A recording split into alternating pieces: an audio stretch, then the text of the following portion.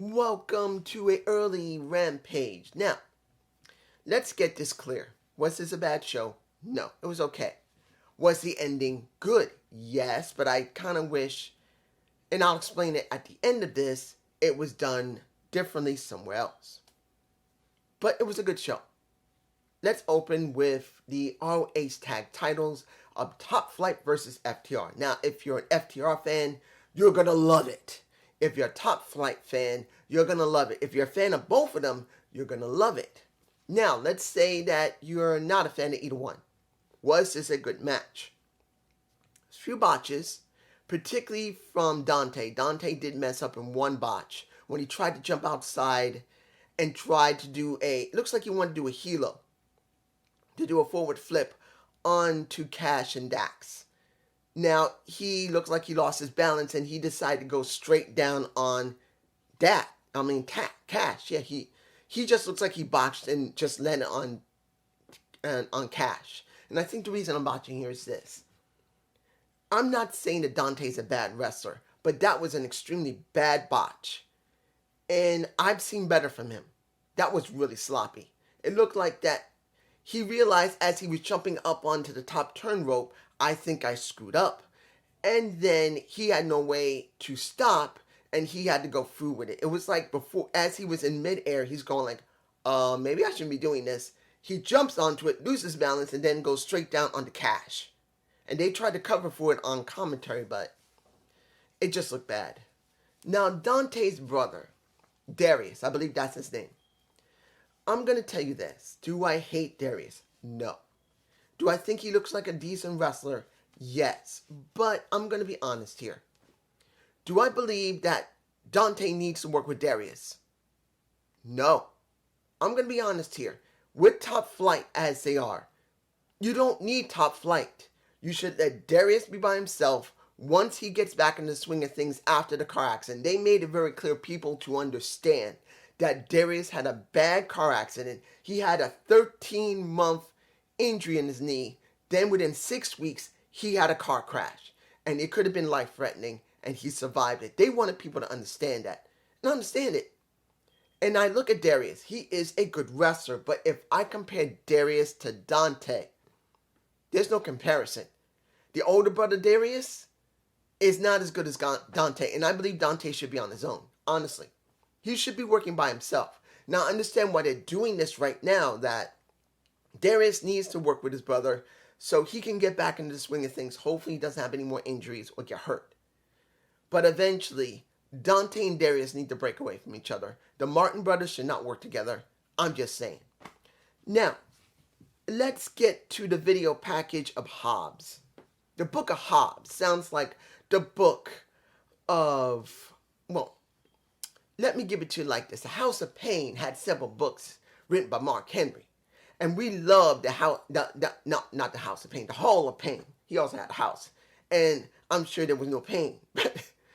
But the Hall of Pain had so many chapters and so many areas of it, it is uncountable. Now you got Hobbs in the Book of Hobbs. He's basically taking a little bit of a Mark Henry, which is fine. And he made it very clear. The life I led, you can never know. You shouldn't know. You should never even think, and you should thank God. I haven't done this in a while. Oh, my brothers and sisters, thank God. Thank God that Powerhouse Hobbs lived in a way that you never had to, and he will show you what that life is. Thank God that a Powerhouse Hobbs will destroy everybody and put him into his book that you can read in your own leisure. I haven't done that in a while. This is what you get on my channel. Sometimes I act weird. But was it done well? Yeah. But I kind of wish it was done on Dynamite. Now let's move on. Now, this is something that sucks. Because we got Anthony. Stay calm. Was the match between Anthony Henry and Darby good? Yes. And they're supposed to have a bad rivalry. They're supposed to be bitter at each other. You see Anthony spitting on a Darby Allin. Wouldn't this be a good thing that you would show him having a match. This is what I would like. Anthony Henry, he's finally shown on Dynamite, and he loses his match, and he's angry. He's frustrated, and they let him go into the back. And there is a Darby Allin who generally doesn't like him, but you know how Darby is. He will face you and tell you how you are, and he says, hey, I know we don't like each other, but you should be proud of what you did. And then Anthony Henry says, I don't give a damn what you frickin' think, you bastard. And then you see a Darby Allin says, fine, be that way, what's out? That just showed you weren't that good when I was facing you. And that is when they start their fight. Because they already had a feud beforehand. They ended a feud on Dark and Elevation. And then you started here. Give Anthony Henry something to start with. Give a Darby Allin something new to start with. And just go with it. No, we see this match, which culminated in what was going on Dark or Elevation. I didn't see it. So hearing they had a feud means nothing until I start seeing Anthony Henry spitting. Literally going, Pah! You see all the water come out of his damn mouth. And in the end, he loses, but I wanted to see the feud. We needed Darby to have something new. Why not bring someone up from Dark and Elevation like this? I'm just saying. Now, the Jericho Appreciation Society, the epitome of sports entertainer. I gotta say this about Daddy Magic. I was not fond of him, but he is funny. I'm not going to lie about it. I don't remember his name. I just remember his Daddy Magic, and that is what I'm going to call him. I always tend to forget these guys' names sometime when they're not being basically used a lot in their own feuds. This is what happens with me. If you're in a feud, I will eventually learn you. I will understand you. I will remember your name and see the way you are. But if you're background people, unless I've known you for a long time like Kiera Hogan, I'm not going to give a damn about you because you're not used much. Like Red Velvet. I wouldn't even give a damn about Red Velvet. Or about I can't remember her name. Gray. That's in the Baddies. I don't remember her first name. I just remember her last name is Gray because they've done nothing on... they've probably done some on Elevation. They've done some on Dark. I don't remember from Rampage or Dynamite because they never used her. This was all about Jade. Now I should remember Gray's name. I should. And I don't remember her first name. I just remember it's Gray because that's her last name. So when it comes to Daddy Magic, I like him, but I just don't remember him because he's not used often in its own separate feud. But what he did say when Claudio Castagnoli came out, I liked. Because once Jericho got split wide open right here, guys. It was a deep cut in his chest when he went up at Ishii. Damn, man. That was a good, very physical match. Not everyone's going to like it, but I did because it is ROH. And it is Tomoishi. It's Tenaru. Sorry. And I just like him. There's something about the Stone Pitbull I like. It makes me want to think, how am I going to watch Pro Wrestling Noah in English or New Japan Pro Wrestling? I know they do have shows after Impact that's in English, but I'm doing these videos. So the only way I'm going to do that is unless Impact changes its day, I'm going to have to skip Impact. Tell me guys below if you want me to start skipping Impact and do New Japan Pro Wrestling. Maybe I might do it. I may consider it, maybe. But once Claudio comes out, he says, I've not been able to eat, sleep, or do anything. I'm angry that I lost to you, and I want another shot. And as Jericho's going to act, nope, he didn't give him another shot. But it is Daddy Magic who clearly stated, wait, I got an idea. Claudio, you used to be a great sports entertainer. Why not do this? You'll get your shot at the title. If you win, it's yours. But if you lose, you join the Jericho Appreciation Society. And once Jericho heard that, he says, oh, I like that. It's making my nipples hard. I think he said that beforehand, but it's not the point. Just saying it is funny. And he says, okay, I'll give you your shot at Final Battle. Well, that is what Claudio said. At Final Battle, I will go up against you. But Chris Jericho said it clearly. Fine, you get your shot. But if you lose, you're joining us. And he says, fine, I'll do whatever it takes, but I am not losing to you. I refuse to lose. He goes, I refuse to lose to you. So that's good. They're giving us something special for Final Battle as the main event. But then, as I said, and I've been saying this for quite a while, what is more important at this point?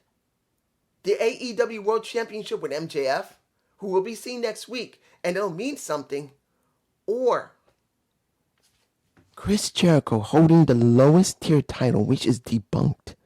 On top of it, there is no ROH. There's AEW. You're not merging the ROH and AEW titles. You're still making the ROH titles relevant when you should be focusing more on your AEW titles. Because of this, instead of trying to make it clear that there's something going on in ROH, well, the ROH title, and you don't put it on, talk about Elevation, you don't talk about Dark, it's on the main show, it is disrupting everything. There is a split between AEW and ROH. Sooner or later, one of them has to go away. Either AEW is going to become ROH, or ROH is going to become AEW. If you do not do something eventually, Tony, sooner or later, this is going to come to a head where you're going to have to decide which show must run. Either the one that was debunked in the last year and a half, it's gone, and you're going to have to switch over to become ROH, or you're just going to get rid of AEW, make it a combination of AEW, ROH, change the name of both of them, along with the titles, and just merge them. Because if you don't get a show on any network, and you're not willing to put it on YouTube, do something. I'm just saying. Now, let me give it to you like this. When it came to Sheeta versus Queen, I don't even remember her first name, Amalomia or something. Was it a good match? No. That woman looked like she needs a little work. Queen looked like she needs work. But we got Penelope and Bunny coming out because they want to mess with Sheeta. But what are they messing for her for? Problem, whatever's been going on Dark and Elevation is now filtered on here, and we don't even know the context of it because it didn't start there. I'm just saying, this is a problem with Rampage. They don't show little snippets of Dark and Elevation to fill in the gaps. This is one of the times you really need this, where you need to do something like put some Dark or Elevation content so people can understand the problem here. You got to understand what the problem is. We get these little bits here which mean nothing because if you're not watching those other shows, you don't know. That's the reason why SmackDown used to show a little bit of Raw. It doesn't make a difference. You like SmackDown having anything of Raw, but at least you'll understand the context if someone was on Raw and SmackDown when they were combining both rosters as one whole roster for both shows. You can understand what's going on. That's the problem here. I'm just saying. And here's the final match. A 6-man tag. Roosh with Blutchen. Finally it happens. Finally it happens. We may finally see the Dark Order finished, which I don't think it is, but Roosh with Butcher and Blade versus Silver, Reynolds, and supposedly 10, but 10 was not there. They didn't know where he was. So Reynolds and Silver were fighting without him. Eventually you see -1, who should not be on TV much, which I don't know what's going on with him when it comes to Dark or Elevation. I'm hoping he's not on there at all, but you never know. But he comes out along with Evil Uno, and then 10 runs down to the ring. And you see 10 facing down a Roosh. And when you see Silver coming right behind 10, he clotheslines from hell his ass, saying it's Brody Lee's clothesline from hell. Brody Lee got a little inspiration from a JBL, which I think he deserved to get that clothesline from hell from JBL, and he made it feel like it was important. And then 10 destroyed Reynolds, he destroyed Silver, and then finally, the final thing that shows that Dark Order may finally be ending.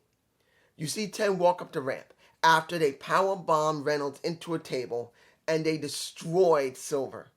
Walk up the ramp. He looks at -1, peels off that mask, and shows his face. And that's it. Finally, the 10, no more. Finally, 10, the actual wrestler, has now reached the point where he's leaving the Dark Order, going with Roosh, becoming a heel, which is fine. They need to do something with these guys because they're not doing anything. He was basically floating, not really doing anything. Now, I'm not saying this is going to make everything great with Roosh along with Butcher and Blade. Particularly, there's no Andrade still. He's not there yet. I think it was suspended as well. But the point is, they are hopefully going to do something with 10. Hopefully, it's going to be good. I'm just saying. Now, if you like this show, it was okay. It wasn't great, but it was all right. But I will say this. I would have liked to see this segment for 10 to actually happen on Dynamite. I'm not happy whenever -10 goes there.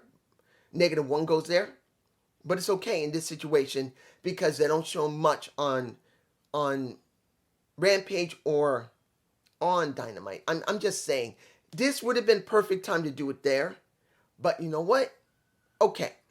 It's alright. But I think it would have been strong on Dynamite. Then you can combine it with Dark Elevation and Rampage. I'm just saying. And I hope you enjoyed this show. I will be doing my SmackDown review. Peace.